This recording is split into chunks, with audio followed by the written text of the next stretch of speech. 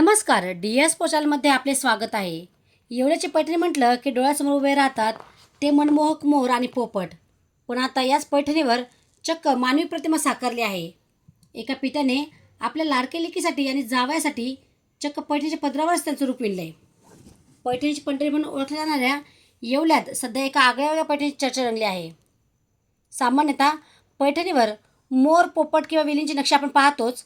मात्र येथील ज्येष्ठ कारागीर विष्णू भागीरथ भालेरे यांनी आपल्या कलेतून कौटुंबिक जिव्हाळा जपला आहे. विष्णू भालेरे यांनी आपली मुलगी श्रद्धा आणि जावई आकाश रावळ यांच्या मुलीच्या म्हणजेच नातीच्या वाढदिवसानिमित्त आठवण म्हणून ही खास भेट तयार केली आहे. एखादा फोटो असल्यास भास निर्माण होईल इतकी जिवंत प्रतिमा त्यांनी या पैठणीच्या धाग्यातून विणली आहे. बाप लेकीच्या नात्यातील हा रेशीमबंध आता पैठणीच्या धाग्यातून अधिक घट्ट झाला आहे. ही कला पाहण्यासाठी सध्या येवल्यात गर्दी होत असून विष्णू भालेरे यांच्या या प्रयोगाचं सर्वत्र कौतुक होत आहे. DS4 मराठी न्यूजसाठी दीपक सोनवणे, येवला. माझं नाव विष्णू भागीरथ भालेरे, राहणार येवला.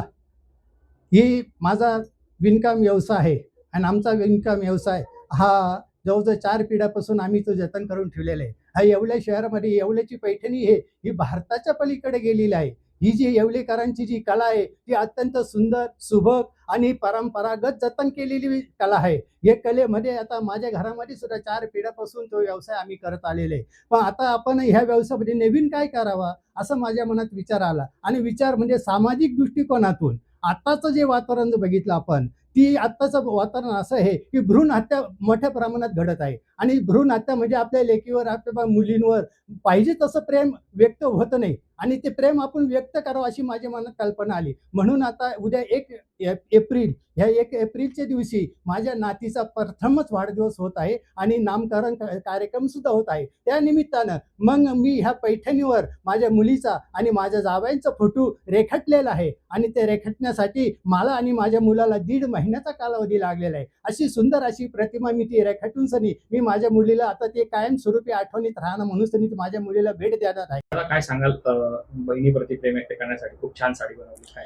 नमस्कार, माझं नाव जगदीश विष्णुपंत भालेरे. येवल्यातील मी विणकर घराण्यातून जन्म घेतला. पण बहिणीचं आता लग्न झाल्यानंतर तिला कन्या रत्न प्राप्त झालं. तिचा म्हणजे माझ्या भाचीचा पहिलाच वाढदिवस यावेळेस करणार आहोत आम्ही. त्यानिमित्त वडील बोलले की अशी एक पैठणी आपण देऊ की ती कायमस्वरूपी तिच्या आठवणीत राहील.